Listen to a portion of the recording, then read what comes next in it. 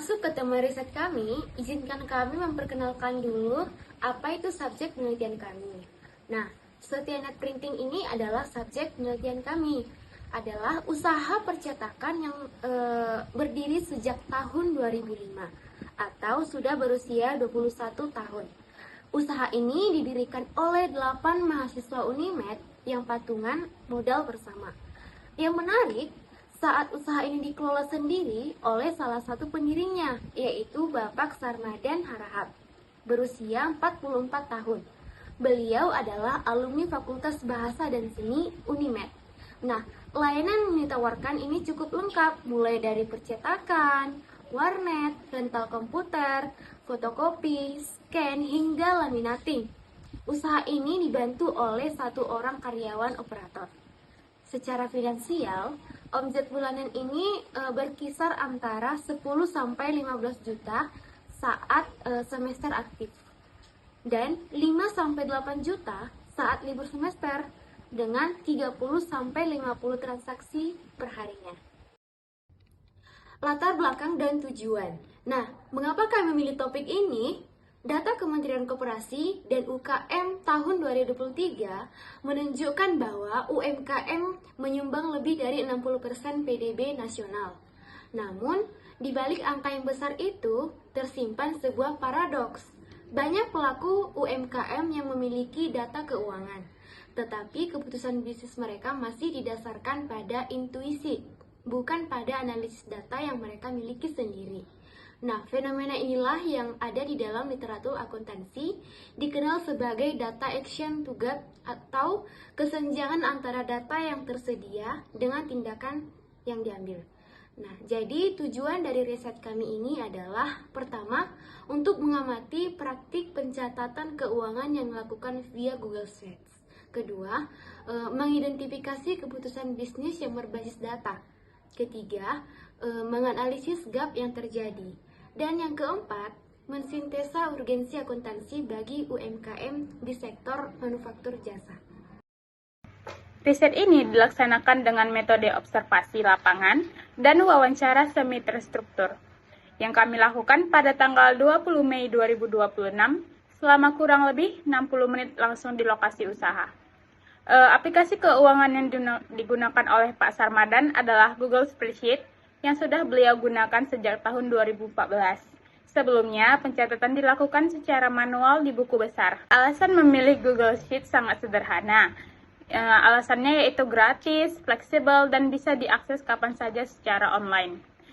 Nah, yang paling menarik perhatian kami adalah dari aplikasi sederhana ini, beliau berhasil membangun 8 jenis laporan keuangan, yaitu cash sales, laba rugi, arus kas, neraca, stok, piutang dan hutang, laporan pelanggan, dan penggunaan komputer. Semua laporan ini diisi setiap hari tanpa pengecualian dan konsistensi yang patut diapresiasi.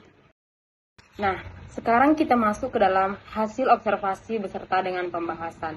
Aspek pertama yaitu jenis aplikasi keuangan yang digunakan. Nah, aplikasi pencatatan keuangan yang digunakan oleh Bapak Sarmadan adalah Google Spreadsheet. Nah, aplikasi ini membantu Bapak Sarmadan dalam pencatatan pemasukan, pengeluaran, dan stok menjadi lebih terstruktur, serta memudahkan pemantauan data dibandingkan pencatatan manual menggunakan buku besar.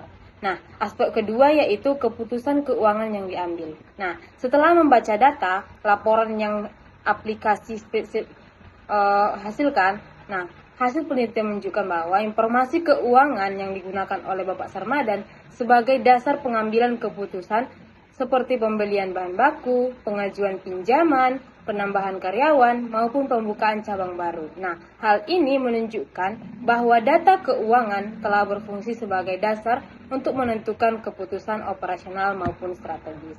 Nah, aspek ketiga adalah dampak penggunaan Google Spreadsheet terhadap bisnis. Nah, sejak beralih ke sistem digital, pengelolaan data menjadi lebih cepat, lebih rapi, dan mudah diakses. Bapak Sarmadan sebagai pemilik usaha dapat memantau transaksi, persediaan, serta perkembangan usaha secara real time, sehingga meningkatkan efisiensi pengelolaan usaha.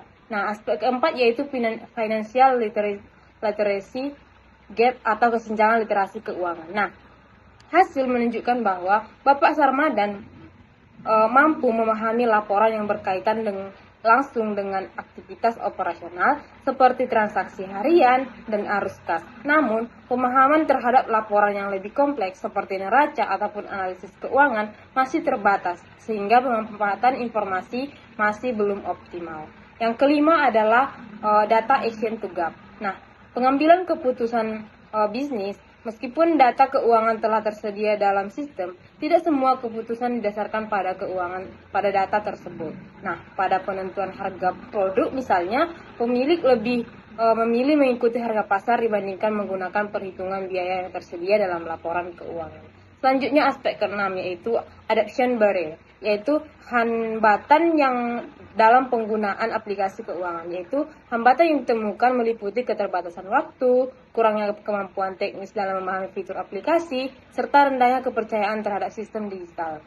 Nah, hambatan tersebut menyebabkan pemanfaatan aplikasi keuangan belum berjalan maksimal.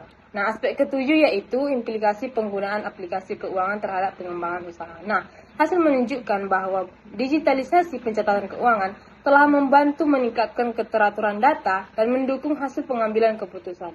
Namun, peningkatan literasi keuangan dan kemampuan menginterpretasikan data ataupun laporan keuangan masih diperlukan agar data yang tersedia dapat dimanfaatkan secara lebih strategis untuk mendukung pertumbuhan dan keberlanjutan usaha.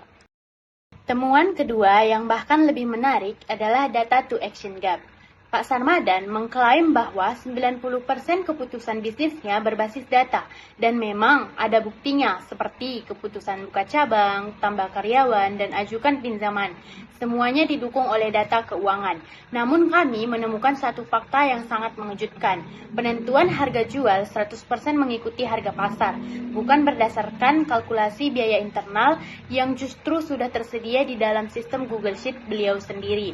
Bahkan, harga baru direvisi hanya satu kali dalam setahun. Itu pun secara reaktif, dari Rp300 naik ke Rp350 per lembarnya, semata-mata karena harga kertas naik. Artinya, data stok memang digunakan untuk restock. Itu keputusan operasional jangka pendek, tapi data belum digunakan untuk analisis margin perlayanan, profitabilitas real, atau perencanaan ekspansi berbasis angka. Meskipun ada gap yang kami temukan, kami perlu memberikan apresiasi yang besar kepada Pak Sarmadan. Sejak tahun 2014, beliau berhasil mentransformasi pencatatan dari buku besar manual ke sistem digital. Sebuah langkah yang tidak semua UMKM mampu lakukan. Dengan Google Sheet, beliau dapat memantau pemasukan dan pengeluaran secara real time, mengidentifikasi layanan mana yang paling diminati pelanggan, hingga mengontrol stok agar tidak kehabisan bahan baku. Lebih dari itu, data dari keuangan ini menjadi fondasi keputusan strategis besar. Membuka cabang kedua di Jalan Unimed, menambah karyawan hingga 15 orang dan berhasil mengajukan pinjaman modal ke bank.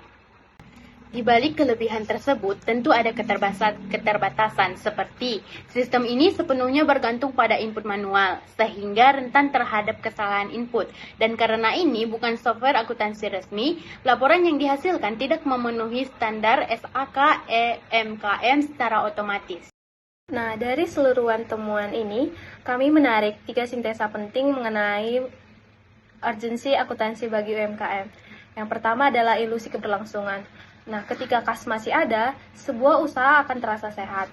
Padahal ada depresiasi mesin, biaya listrik, sama biaya tenaga kerja yang nggak dihitung dengan benar. Itu keuntungan yang dirasakan hanya sebuah ilusi. Nah, profit itu tidak selalu sama dengan cash. Nah, yang kedua ada biaya tersembunyi. Tanpa pencatatan bisnis yang akurat, margin keuntungan itu bisa terkikis perlahan tanpa disadari oleh pemilik usaha. Yang ketiga ada bahaya cash-based thinking. Dari buku Dyson dan Franklin secara tegas memperingatkan bahwa menyamakan ketersediaan uang tunai dengan kesehatan finansial adalah sebuah kesalahan fatal. Karena usaha yang dimiliki itu tidak memiliki latar belakang akuntansi. Oleh karena itu, ketiga hal yang harus dijembatani yaitu data to action gap melalui review terjadwal, pemisahan keputusan berbasis data, dan intuisi secara sadar, serta menjaga integritas data karena garbage in akan menghasilkan garbage out. Nah, berdasarkan seluruh temuan dan analisis kami, ada beberapa rekomendasi yang ingin kami sampaikan untuk para pelaku UMKM. Yang pertama, yaitu dengan mulai mencatat keuangan sejak hari pertama operasional. Dan ini sangat penting, pisahkan rekening pribadi dan rekening bisnis. Yang kedua, gunakan laporan laba rugi dan arus kas sebagai dasar penetapan harga jual, bukan sekedar mengikuti harga pasar. Yang ketiga, melakukan review laporan keuangan secara berkala, setidaknya mingguan, agar bisa merespon perubahan biaya dengan cepat. Dan saran yang terakhir atau rekomendasi terakhir yaitu mempertimbangkan upgrade ke aplikasi yang lebih khusus untuk UMKM seperti Buku Warung atau Akuntansiku yang sudah memiliki fitur akuntansi yang lengkap. Nah, dan untuk rekan-rekan mahasiswa yang akan terjun ke dunia bisnis digital, bangun sistem pencatatan digital sejak hari pertama, tetapkan harga berdasarkan kalkulasi biaya aktual, bukan ikut kompetitor, dan investasikan waktu untuk memahami literasi keuangan sebelum bisnis diluncurkan.